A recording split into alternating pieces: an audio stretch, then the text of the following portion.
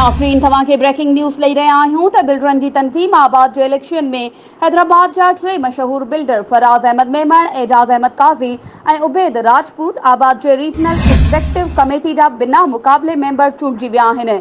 जॾहिं त फराज़ अहमद मेमण रोहान फराज़ मेमण जो CEO आहे ऐं सिंध जे नाले वारी शख़्सियत ऐं मशहूर बिल्डर ग़ुलाम हुसैन मेमण जो फर्ज़ंद आहे।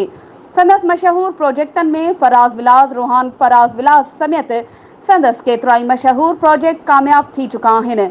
एजाज़ Ahmed Qazi AA Qazi and company जो CEO आहे ऐं मशहूर project Dubai city Sarang residency, Ahmed residency ऐं उमार रेजिडेंसी समेत ॿिया प्रोजेक्ट हलंदड़ आहिनि।